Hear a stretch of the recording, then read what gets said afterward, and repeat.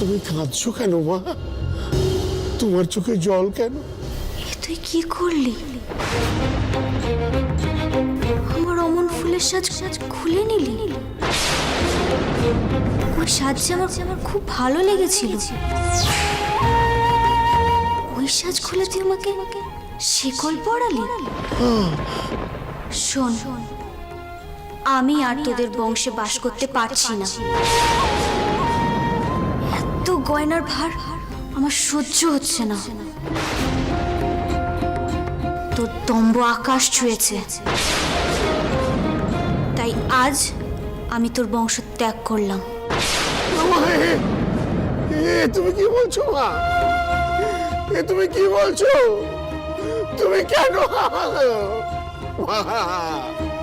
মা গো, মা, মা! কি কি স্বপ্ন দেখলাম? হ্যাঁ, কি স্বপ্ন দেখলাম মা? তোর দম্ভ আকাশ ছুঁয়েছে, তাই আজ আমি তোর বংশ ত্যাগ করলাম। কি করে মাকে আমার বংশে আবার ফিরিয়ে আনি? মা, মা গো, কি করে মা? মা কি করে মা? মা গো,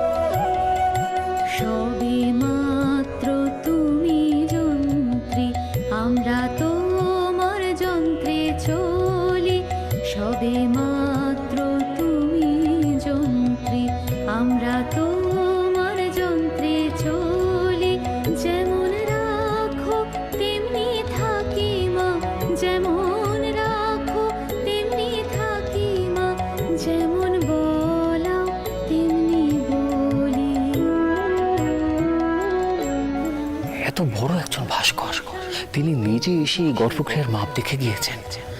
তারপরেও মূর্তি যে কিভাবে... নবীন ভাস্কর ঠিক মতন মাপের মূর্তি তৈরি করতে পারেনি, ব্যর্থ হয়েছে। কেন বলছেন না আপনারা? কেন বলছেন না?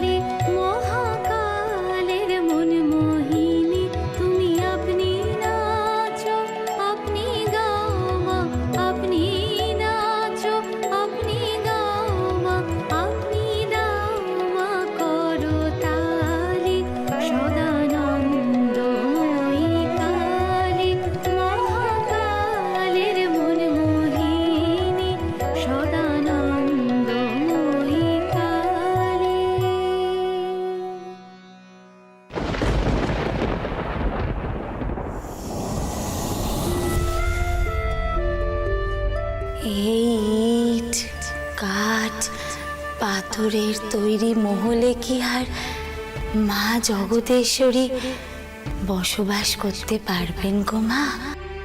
যারা তার মূর্তি করছে, তার জন্যে ঘর তৈরি করছে, তাদের সকলের হৃদয়ের মধ্যে বিরাজ করতে পারলেই তো তিনি এইখানে বাস করতে পারবেন।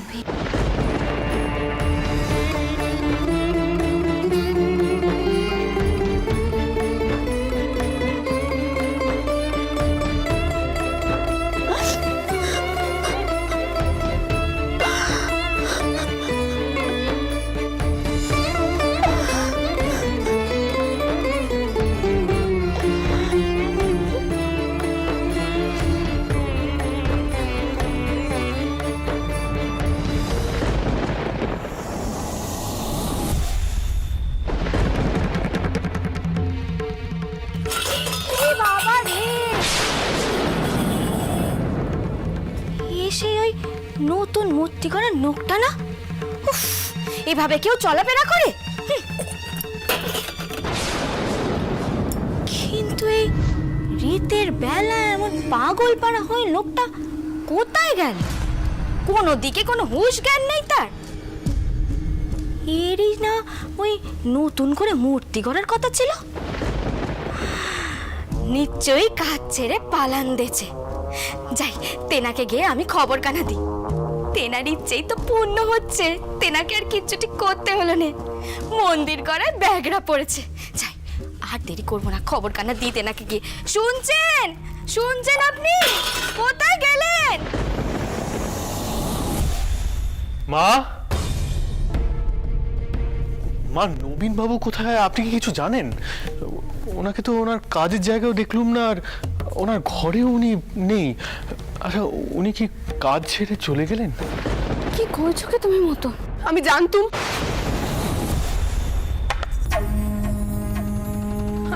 মা এরকম একটা অনর্থ ঘটবে। নবীন বাবু হচ্ছে অনেক বড় মাপের ভাস্কর, এভাবে বারবার তার মান যাচ্ছে। উনি কাঁ টাকার এখানে পড়ে থাকবে কদিকে?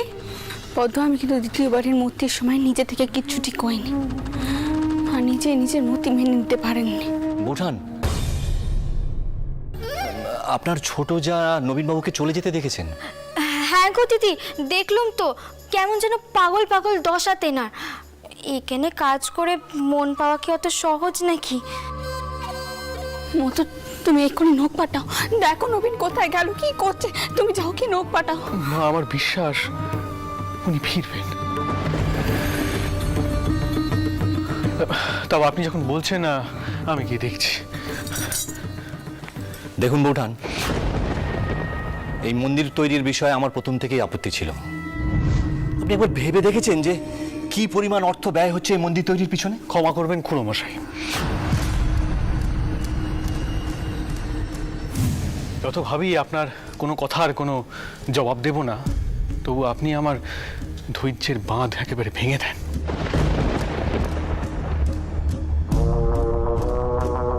এই অর্থ কার? এই বিষয় আশয়, সম্পত্তি, কারবার, এগুলো কার বলুন? এই সব তো মায়ের, তাই না? একটা কথা কইছি মতুর বাবু, আমাদেরও কিন্তু ছেলেপিলেরা রয়েছে, তাদের ভবিষ্যতের কথাও কিন্তু আমাদের চিন্তা করতে হবে।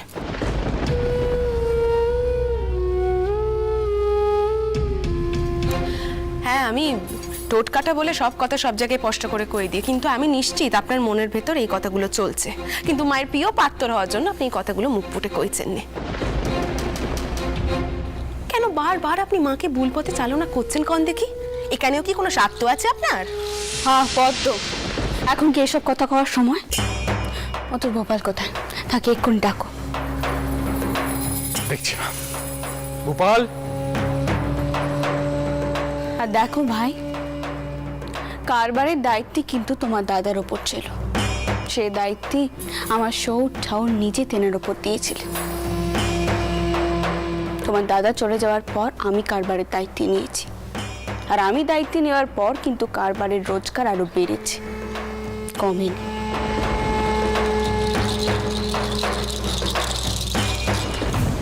পদ্ম, ভবিষ্যতের চিন্তা কিন্তু আমারও রয়েছে, তাই দয়া করে মন্দিরের বিষয়ে কেউ অর্থ নিয়ে আমাকে কিচ্ছুটি কইতে এসো না।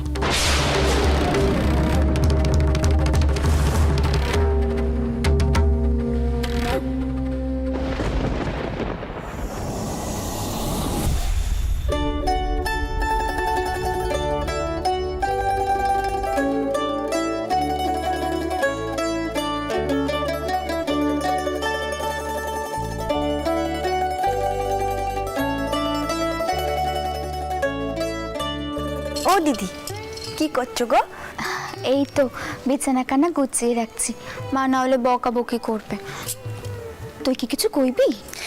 তিনি কইছিলেন জগদ্ধাত্রী পূজায় নিয়ে যাবেন একবার মিত্তিদের বাড়িতে। ও দিদি, তুমি যাবে? এবারে কিন্তু আর না বলে কই আমরা যাবো না। না না বাপু, এসবের মধ্যে আমি আর নেই। মা জানতে পারলে না ট্যাঙ্ক কোড়া করে রেখে দেবে।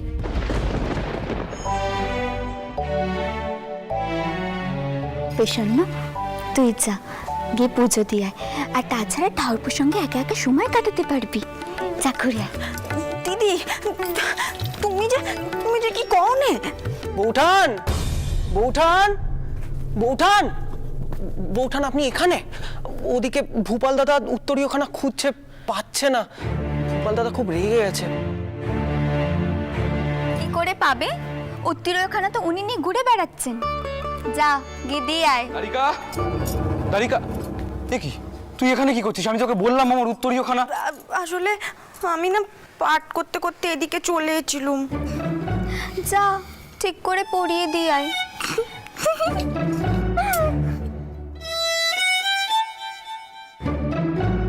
জায়গার জিনিস জায়গায় রাখলেই আর এতবার ডাকাডাকি করতে হয় না।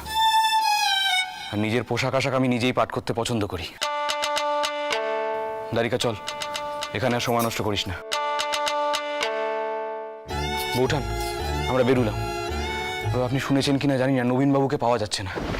সে কি? নবীনবাবু আবার কোথায় গেল? মূর্তি ফিরে আসার পর থেকে উনি কিন্তু কিচ্ছুটি মুখে দেননি। দেখি কোথায় গেলেন। দিদমা খুব চিন্তায় পড়ে গেছেন, কখন ফিরতে পারবো জানি না। যদি সময় মতো ফিরতে পারি তাহলে মিত্তিরদের বাড়িতে যাব। চল দারিকা।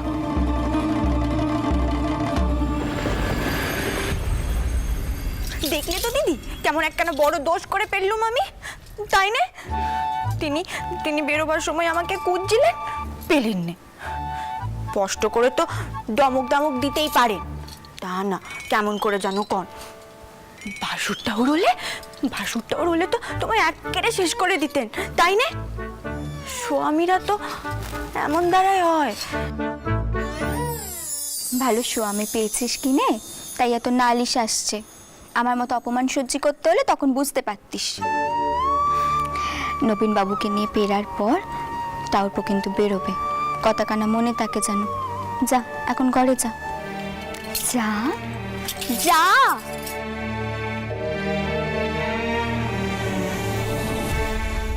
কিছু মনে করো নে পদ্ম, ছোট মুখে এখন বড় কথা কইছি, কিন্তু না কেউ থাকতে পারছি না। তুমি যদি শক্ত হাতে হাল না ধরো তাহলে তো সব টাকা পয়সা জলের মতন বেরিয়ে যাবে। তোমার খুড়ো মশাই তো কইছিলেন মহেন আছে, এরপর এদের ছেলে পিলে হবে, এদের কি হবে কও দেখিনি?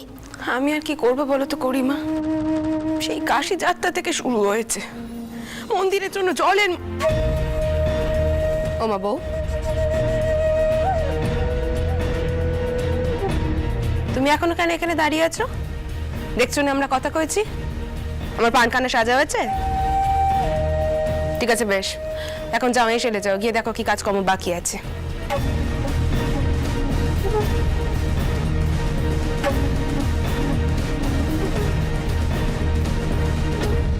আসলে কি বলো তো করিমা, তোমাদের বড় জামাই তো আমার কথা শুনতে চায়নি। আমি আর একা হাতে কত নড়বো কাউ দেখি?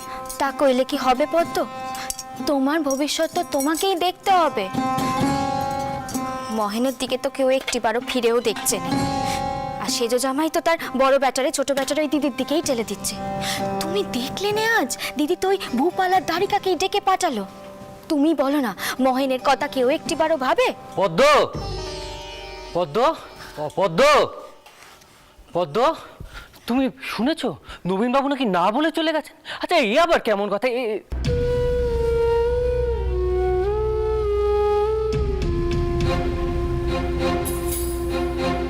কি হয়েছে পদ্ম? কি হয়েছে? আমার কি হলো না হলো, আপনার বড় ব্যাটার কি হলো না হলো, সে কথা কানে আপনি একবারও ভাবেন? মোটর বাবু তার ব্যাটাদেরকে মায়ের দিকে এগিয়ে দিচ্ছেন, আর আপনি ক্রমশ পিটিয়ে আসছেন। যে দায়িত্বকরণা পেয়েছিলেন সেটা মোটর বাবু রাতে তুলে দিলেন, কারণ আপনার নাকি বিবেক যন্ত্রণা হচ্ছে। এভাবে চলতে থাকলে তো মোটর বাবু সব কিছু হাতিয়ে নেবে, আর পথে বসবে আমাদের ময়ের। এখন তো ব্যবসার পত্র মা কিছু দেখাশোনা করছেন, সবই তো দেখছেন মোটর বাবু। দিদি, এই দায়িত্ব থেকে তো আমি বহুবার চলে যেতে চেয়েছি। যদি আটামশাই দায়িত্ব নেন তাহলে নি, ভালো কথা, আমি সরে দাঁড়াচ্ছি। আর আমিও বলে দিচ্ছি, ভূপাল দারিকারাও এই পরিবারের কারবারে যোগ দেবে না।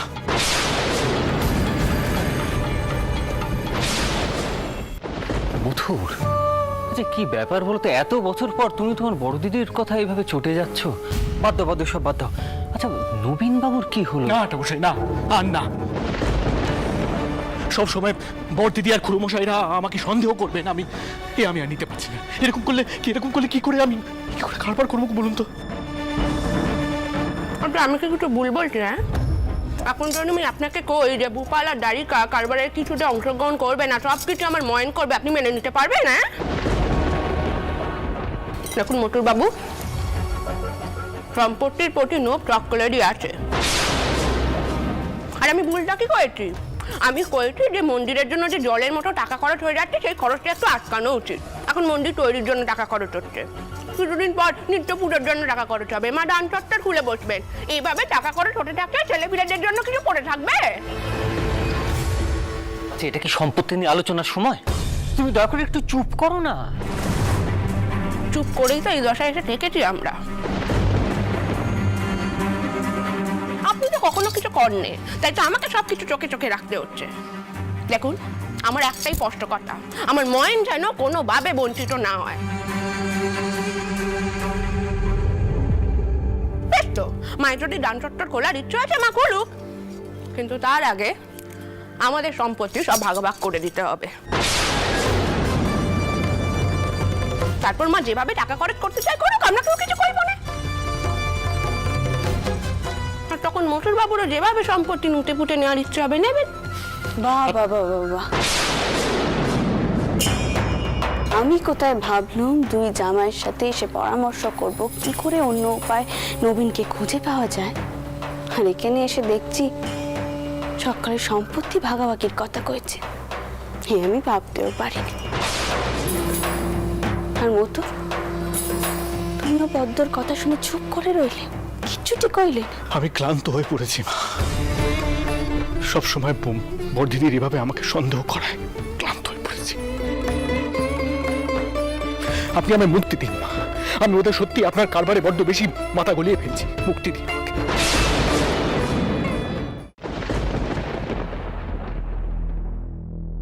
বাবা রামচন্দ্র, এতে তোমার কি মত? আগে আপনার বড় মেয়ে আসলে আজ হঠাৎ করে মহেনকে নিয়ে বড্ড বেশি উতলা হয়ে পড়েছে, তাই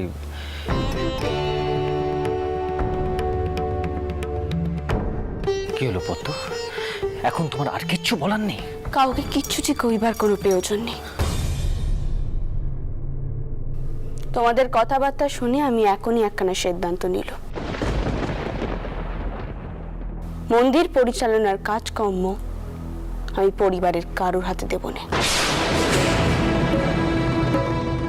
হ্যাঁ, মন্দির পরিচালনার জন্য আমি এক অন্য ব্যবস্থা করব।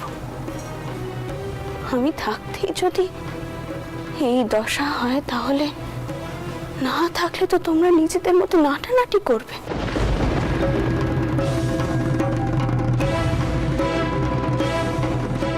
আমি এদিকে মন্দির তৈরি করার জন্য নিজের পরাণ পর্যন্ত দিয়ে দিচ্ছি।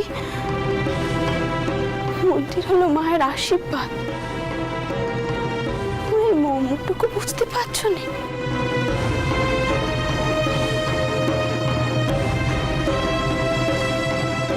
এই কষ্ট আমি কোথায় রাখি কও দেখি? এই বিষয় সম্পত্তির মায়া জাল থেকে কে আমাদের বের করবে? কে?